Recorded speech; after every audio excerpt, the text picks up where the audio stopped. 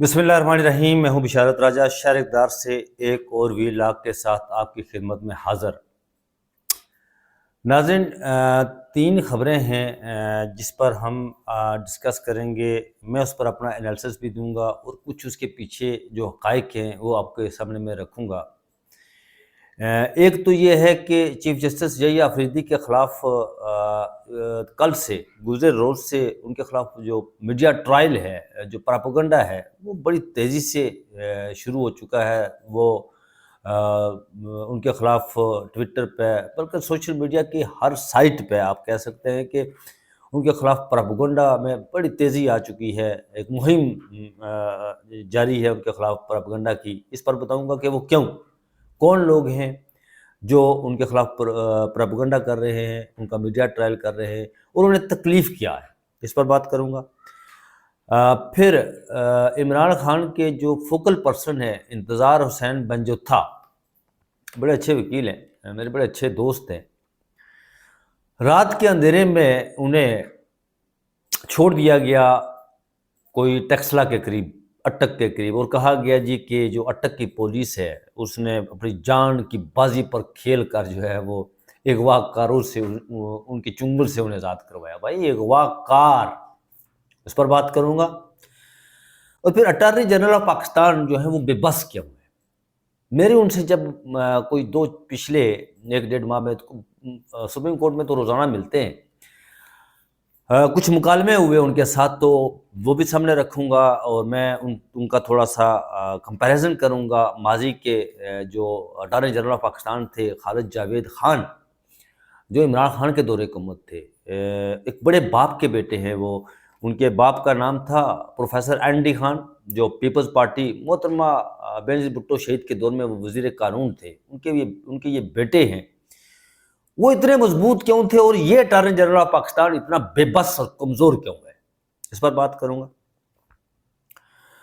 میں تھوڑا سا آپ کو بتاؤں کہ میں جو کل بھی میں نے اپنے جو رات کو میں نے اپنا ویلاگ کیا تھا اس میں نے بتایا تھا کہ جو جیل ریفارمرز کے حوالے سے چیف جسٹس آف پاکستان نے ایک میٹنگ کی ہے۔ بڑا بھرپور دن انہوں نے، مصروف دن انہوں نے گزارا تھا لاہور گزرے روز، اور وہاں پر جب انہوں نے ایک کمیٹی بنائی تو اس کمیٹی میں ختیجہ شاہ، جو سابق chief of army staff general Asif Nawaz کی نواسی اور سابق فائنانس منسٹر سلمان شاہ کی بیٹی ہیں، ان کا نام اس کمیٹی میں شامل تھا۔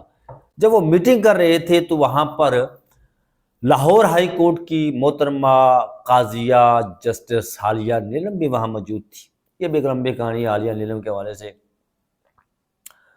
آئی جی بھی وہاں موجود تھے، احد چیمہ بھی وہاں موجود تھے، جو لاہور ہائی کورٹ کے ایڈمنسٹریٹو جج ہیں، سینئر جج، وہ بھی وہاں موجود تھے۔ لاہور کی ایڈمنسٹریشن بھی وہاں موجود تھی، اور جب کمیٹی بنی تو اس میں ختیجہ شاہ کا نام بھی شامل تھا۔ ختیجہ شاہ کا نام جب شامل کیا گیا کمیٹی میں تو اس کے بعد وہ جو لوگ جنہیں میں بھاڑے کے ٹٹو کہتا ہوتا ہوں، جو بوٹ کے تسموں کے ساتھ لٹک کر قلم کاری کرتے ہیں، جو بوٹ کے تسموں کے ساتھ لٹک کر اپنی گفتگو کرتے ہیں، جنہوں نے اپنے خیموں کے اندر یا اپنے گھروں کے دروازے پر بوٹ لٹکائے ہوئے ہیں تاکہ جب بھی وہ داخل ہوں، باہر نکلیں تو بوٹ کو سلامی کرتے ہوئے وہ باہر نکلیں، اور باہر خیمے کے اندر داخل ہوں، گھر کے اندر، اور جب باہر نکلیں تو اس کو سلامی کر کے نکلیں۔ ان لوگوں نے چیف جسٹس یحییٰ آفریدی عزت مآب کے خلاف میڈیا ٹرائل شروع کر دیا، پروپیگنڈا شروع کر دیا۔ یہاں پر ایسے بھی نابغہ روزگار ہیں، جب عمران خان کا دور حکومت تھا تو وہ اینٹی اسٹیبلشمنٹ بنے ہوئے تھے، جن کے ہاتھ میں یہ علم تھا کہ جی اس کائنات میں سب سے بڑا اینٹی اسٹیبلشمنٹ اور بنیادی انسانی حقوق کا محافظ ہم سے کوئی بڑا پیدا ہی نہیں ہوا، ہم سب سے بڑے ہیں اس کائنات میں انسانی حقوق کی حفاظت کرنے والے۔ آپ کو یاد ہوگا کہ جب prince M B S Pakistan کے دورے پر آئے عمران خان کے دور حکومت میں، تو اس وقت یہ نام نہاد جعلی نابغہ روزگاروں نے اپنے ٹویٹر اکاؤنٹ پر جمال خاشقجی جو ترکی میں قتل ہوا تھا اس کی تصویر لگائی تھی. یہ نام نہاد وہ اینٹی اسٹیبلشمنٹ بنے ہوئے تھے جو آج کل بوٹ کے تسموں کے ساتھ لٹک کر جو ہے وہ جب ان کی گفتگو کرتے ہیں تو ان کی ابتدا بوٹ کے تسموں سے شروع ہوتی ہے اور ان کا اختتام بھی بوٹ کے تسموں پر ہوتا ہے. وہ میڈیا ٹرائل کر رہے ہیں اس بات کو لے کر کے ختیجہ شاہ کمیٹی میں شامل کیوں شامل کیا گیا. وہ بھائی ختیجہ شاہ کا جرم کیا تھا وہ یہ بتائے نا مجھے. میں آپ جعلی نابغہ روزگار سے پوچھتا ہوں کہ مجھے یہ بتائیں کہ آپ حلف اٹھا کر مجھے یہ بتائیں کہ 9 مئی سے پہلے آپ کو پتہ تھا یہ جو کور کمانڈر ہاؤس ہے یہ جناح ہاؤس ہے؟ کوئی نہیں پتا ہوگا آپ کو بالکل بھی. اس لیے کہ یہ محمد علی جناح کا گھر انہوں نے خریدا تھا. اس کا ذکر لیفٹیننٹ جنرل شاہد عزیز نے اپنی کتاب یا خاموشی کہاں تک میں بھی کیا, دیگر لوگوں نے بھی کیا. اس میں جو پاکستان کے سب سے بڑے تاریخ دان ہیں مبارک انہوں نے بھی کیا ہے, مبارک حسین, اور ڈاکٹر صفدر محمود مرحوم اللہ تعالیٰ انہیں غریق رحمت کرے, انہوں نے بھی ذکر کیا تھا اپنی کتابوں میں کتب میں کہ یہ محمد علی جناح ہاؤس تھا. لیکن قوم کو پتہ نہیں تھا. قوم کو اس لیے پتہ نہیں تھا کہ ہماری قوم جو ہے ماشاءاللہ وہ کتابوں سے ان کا تو اب شغل بھی کوئی نہیں رہا نا. وہ اب ٹک ٹاک اور دوسری جو غیر ضروری سرگرمیاں ہیں نا ان میں وہ اپنا وقت گزار رہی ہے. اگر انہیں کتب سے شروع ہو, بک ریڈنگ کا لپکا ہو, مطالعے کا لپکا ہو انہیں, تو پھر انہیں پتہ ہو کہ یہ جناح ہاؤس کب خریدا گیا تھا, کس کے پاس رہا, اور پھر یہ کور کمانڈر ہاؤس کیسے بنا. تو بتایا یہ گیا تھا جی کہ ختیجہ شاہ جو ہے وہ کور کمانڈر ہاؤس حملے میں ملوث, اور اس وجہ سے جو ہے نا وہ اسے کمیٹی میں شامل کیا گیا. ثانیہ 9 مئی ہوا. اب 9 مئی کیا ہے, 9 مئی کی حقیقت کیا ہے؟ حقیقت 9 مئی کی جب عدالتوں میں 9 مئی کے حوالے سے کیس جاتا ہے تو عدالتیں جب پراسیکیوشن سے ثبوت مانگتی ہیں تو ان کے پاس ثبوت نہیں ہوتے, تو پھر عدالتوں کے ججز کو کہنا پڑتا ہے کہ اگر آپ کے پاس ثبوت نہیں ہے تو پھر یہ کیا ہے سارا. یہ عدالتوں کے, میں آپ کو بتاؤں کہ جسٹس جمال مندوخیل کے پاس ایک کیس لگا ہوا تھا ناظرین, رمضان میں اس کیس کی سماعت ہو رہی تھی, جو ابھی رمضان اسی سال گزرا ہے. وہ 5 ملزمان تھے, انہیں یہ حمزہ کیمپ پنڈی اس کیس میں انہیں پکڑا گیا تھا جی کہ انہوں نے اس میں حملہ کیا ہے. تو ان 5 ملزمان میں ناظرین میں آپ کو بتاؤں کہ ایک میرے علاقے کشمیر سے تعلق رکھنے والا ایک نوجوان CSS اس نے کیا, CSS نہیں کیا سوری, اس نے وہ اکاؤنٹس سے ریلیٹڈ جو ہوتا ہے ACC وہ کیا. وہ فرگوسن جو انٹرنیشنل ایک آرگنائزیشن ہے CA کیا تھا اس نے, CA چارٹرڈ اکاؤنٹنسی, وہ اس میں انٹرنشپ کر رہا تھا. جب یہ سارا واقعہ ہو رہا تھا تو وہ وہاں کے فرگوسن کے دروازے پر آ کر کھڑا ہوا کہ یہ کیا ہو رہا ہے. اسے بھی اٹھا لیا گیا, اسے بھی دھر لیا گیا, اس نوجوان کو, کہ آپ جو ہے وہ اس میں ملوث ہے. اس نوجوان کو ضمانت ملی, کیس بھگت کر اسے ضمانت ملی, وہ سزا یافتہ ہو کر اسے ضمانت نکلا وہاں جیل سے. تو جسٹس جمال مندوخیل نے جب کہا کہ آپ ہمیں ثبوت دیں, اس پراسیکیوٹر کو کہا, تو اس نے کہا جی کہ وہ ایک کسی پولیس حوالدار کا نام بتایا جی کہ یہ ہمارے پاس گواہ ہے, کہاں کا جی, لاہور کا. تو جسٹس جمال مندوخیل کو کہنے پڑا کہ وقوع پنڈی ہوتا ہے, گواہ لاہور کا. وہ عجیب یہ معاملہ تھا. بعد میں کہہ رہا تھا کہ اس نوجوان کا کیا قصور تھا, جو CA کر کے اپنے انٹرنشپ کر رہا تھا, اور وہ سزا یافتہ ہو کر اسے ضمانت ملی اور باہر آیا. اس کی تو زندگی تباہ ہو گئی, اس کی تو زندگی برباد ہو گئی. حجیرہ آزاد کشمیر کا ایک ایسا نوجوان, جس دن یہ 9 مئی ہوا تو وہ گھر میں تھا اپنے حجیرہ میں, اسے بھی پکڑ لیا گیا, اسے بھی دھر لیا گیا. کیوں؟ کیونکہ اس کے کوئی گاڑیوں کا اس کا بزنس ہے, تو اس کی گاڑی جو ہے وہ کسی جگہ سے گزر رہی تھی, تو پکڑ لیا جی کہ آپ کی گاڑی جو ہے وہ اس میں شامل تھی, تو آپ جو ہے نا وہ اس میں 9 مئی میں شامل تھی. یہ وہ ظلم تھا, یہ وہ ظلم ہے جو ابھی تک کوئی پتہ نہیں ہے ان کا. وہ ختیجہ شاہ کو اس کو لے کر میڈیا ٹرائل چیف جسٹس کے خلاف ابھی تو ابھی جمعہ 8 دن نہیں ہوئے چیف جسٹس کو حلف اٹھائے ہوئے، اور یہ جو ٹرائل کرنے والے ہیں، میڈیا ٹرائل کرنے والے ناظرین، یہی کہہ رہے تھے جی جب چیف جسٹس یحییٰ آفریدی نے حلف اٹھایا تو پورے خیبر پختونخوا میں روزانہ ٹکر آتے جی ہمارے پاس کہ خیبر پختونخوا میں لوگوں نے اظہار تشکر کیا جی، نوافل پڑھے جی، قبائلی علاقہ جات میں فلاں جگہ وہ لوگوں کے کلپ بھی جسے شارٹ کہتے ہیں وہ بھی چلوائے گئے ٹی وی پر. آپ تو خوشی کر رہے تھے نا، خوشیاں منا رہے تھے نا، آپ تو مٹھائیاں کھا رہے تھے نا. اور آج ان کا میڈیا ٹرائل. جو بھی چیف جسٹس یا جسٹس صاحبان اس ملک کے اندر انصاف کی بات کرتے ہیں، آئین اور قانون کی بات کرتے ہیں نا، تو ان کا میڈیا ٹرائل شروع ہو جاتا ہے. لیکن ناظرین میں آپ کو بتا دوں کہ یہ چیف جسٹس فائز عیسیٰ نہیں ہے. سیاہ رو چیف جسٹس جو آپ کے اشاروں پر آپ کہیں ناچ تو وہ ناچنا شروع کر دے، آپ کہیں رک تو وہ رک جائے. یہ وہ چیف جسٹس نہیں ہے. یہ وہ چیف جسٹس ہے جو آئین اور قانون کی سربلندی کی بات کرتا ہے. یہ وہ چیف جسٹس ہے جو کہتا ہے کہ آئین اور قانون کے مطابق چلیں گے تو یہ ملک ترقی کرے گا. تو پھر آپ کا وویلا تو بنتا ہے نا، کیونکہ آپ کو پتہ ہے کہ آئین اور قانون پر چلنے سے آپ کے پلے کچھ نہیں بچے گا. آپ جھوٹے ہیں، آپ کل بھی جھوٹے تھے، آج بھی ہیں اور آگے بھی رہیں گے. پاکستان کی 77 سالہ تاریخ کو اٹھا کر دیکھیں، ہر موقع پر آپ نے جھوٹ بولا ہے.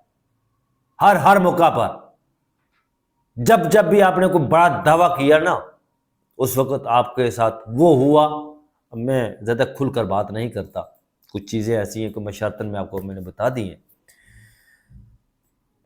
اب یہاں انتظار حسین منجوتا کو رات کو انہیں چھوڑ دیا گیا جی حسن عبدال کی حدود ٹکسلا اٹک کی حدود میں، اور بتایا گیا جی کہ ایک گاڑی گزر رہی تھی اور اٹک کی پولیس نے جان کی بازی لگا کر اپنی جان خطرے میں ڈال کر اغوا کاروں کے چنگل سے انتظار حسین منجوتا کو آزاد کروایا.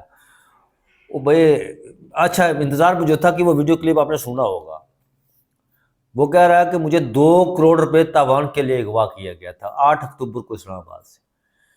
یہاں پر ایک سوال اٹھتا ہے، اگر وہ سوال پوچھا جائے، بس حد احترام میں آپ سے یہ جاننا چاہتا ہوں کہ پچھلے 77 سال سے یہ ملک جن کے قبضے میں ہے، وہ 2 کروڑ کے لیے انتظار حسین منجوتا کو اٹھائیں گے؟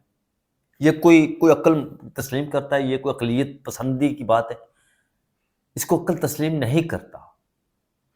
یہ جو پوری فلم وہاں پر کی گئی نا، یہ اس میں اتنے جول ہیں اس فلم میں کہ ذی شعور جب بھی اس کو دیکھتا ہے، آپ ڈاٹس کچھ ملا کر دیکھیں اسے.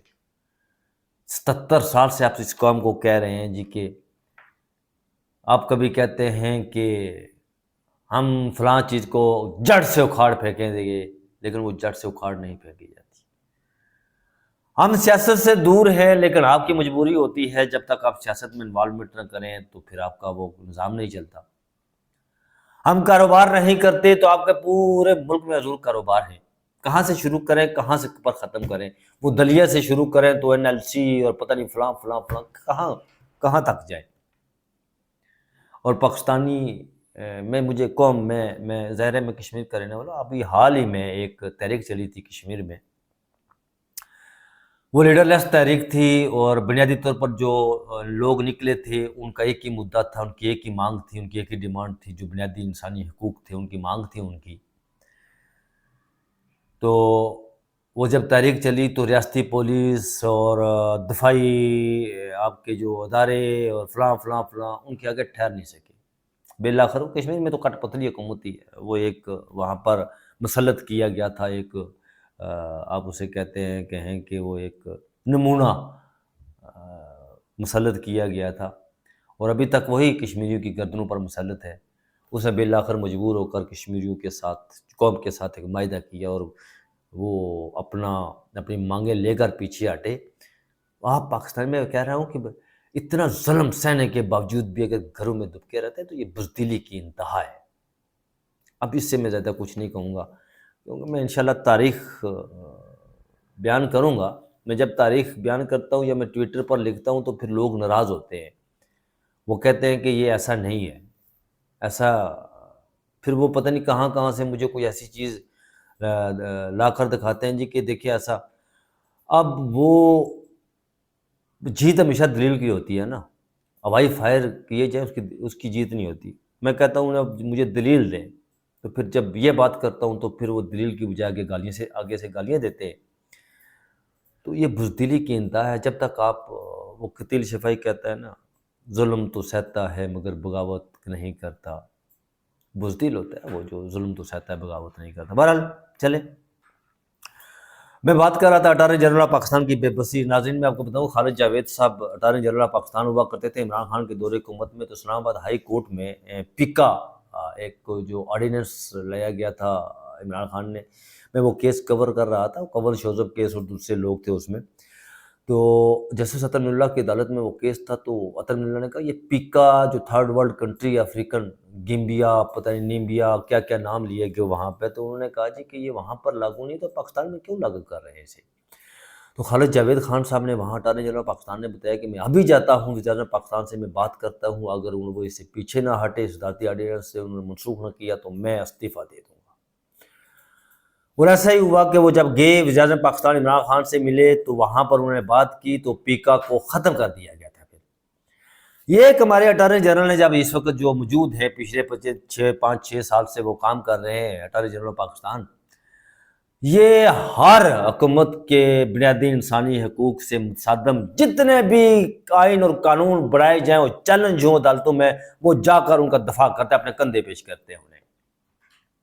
یہ ایسا اٹارنی جنرل ہے۔ اغوا، اس کے قبیلے کا ایک وکیل اغوا ہوا، اس نے وہاں پر عدالت کے اندر عجیب لاجک اپنی پیش کی۔ میں نے اس سے پوچھا ایک دفعہ جی کہ خالد جاوید صاحب یہ کہا کرتے تھے کبھی آپ نے وزیر اعظم پاکستان سے ملاقات کی تخیلے میں، یا کبھی آپ ان سے ملے کہ حضور یہ جو آپ لا رہے ہیں یہ بنیادی انسانی حقوق سے متصادم ہے، یہ نہیں ہونا چاہیے، اس میں جو بنیادی انسانی حقوق ہے انہیں پاؤں تلے روندا جا رہا ہے، یہ نہ کریں آپ؟ کبھی آپ نے یہ بات کی؟ تو آگے سے ایک مسکراہٹ، بس خاموشی۔ یہ ایسا اٹارنی جنرل آف پاکستان ہے کہ جو حکومت کے ہر غیر آئینی اور غیر قانونی اقدام جو وہ جو ترمیمیں لائی جاتی ہیں اس کا دفاع کرتا ہے عدالتوں میں، اور عدالت میں کھڑا ہو کر پھر ہنستا ہے، مسکراتا ہے۔ آپ مجھے 24 گھنٹے دے دیں جی میں کوئی بہتر خوشخبری سناؤں گا۔ خوشخبری یہ سنائی کہ اس بندے کو انتظار سے جو تھا وہ جو ہے اتنا ٹارچر کیا گیا، وہ بیچارہ بات بھی نہیں کر سکتا، وہ گفتگو بھی نہیں کر سکتا، یہ خوشخبری تھی۔ اٹارنی جنرل صاحب یہ عہدے آنے جانے، آپ اس طرح عمل نہیں ہوں گے۔ آپ چیف جسٹس قاضی فائز صاحب جو ماضی کا سیاہ ترین جج ہے پاکستان کی عدلیہ کا، ایک دھبا ہے پاکستان کے عدلیہ کے ماتھے پر، اس کی عدالت میں کھڑے ہو کر ہر غیر قانونی اور غیر آئینی کام کا دفاع کرتے رہے۔ وہ 63 ہو تو وہاں اس کا دفاع کر رہے ہیں، وہ فوجی عدالتوں میں سویلین کا ٹرائل ہو تو وہاں آپ کھڑے اس کا دفاع کر رہے ہو اور آپ ہنس رہے ہیں اس عدالتوں میں۔ یہ آپ کی بزدلی پر کیا کہوں میں، آپ کی اس دربوکی پر کیوں نہیں آپ استعفیٰ دے دیتے؟ آپ کی پریکٹس تو اٹارنی جنرل سے جو آپ یہاں پر جو آپ برات لے رہے ہیں اس سے کئی گنا آپ زیادہ پیسے کما سکتے ہیں۔ ایک آزاد منش آپ وکیل کی حیثیت سے کام کریں، خود کو کیوں گروی بنا کر رکھا ہوا ہے ضمیر کو؟ صبح جب اٹھتے ہیں تو ضمیر آپ کو کچوکے نہیں لگاتا کہ آپ کیا کر رہے ہیں؟ آپ کی بے بسی پر مجھے رونا آتا ہے اٹارنی جنرل صاحب۔ بس ناظرین آج کے لیے اتنا ہی، ٹائم بہت ہو گیا ہے، وہ تقریر تو میں نے کر دی ہے، اس درخواست کے ساتھ کہ مجھے اپنی دعاؤں میں یاد رکھیے گا، میں آپ کو اپنی دعاؤں میں یاد رکھتا ہوں۔ آپ سے اجازت لوں گا، اپنا بہت سارا خیال رکھیے گا، اللہ حافظ۔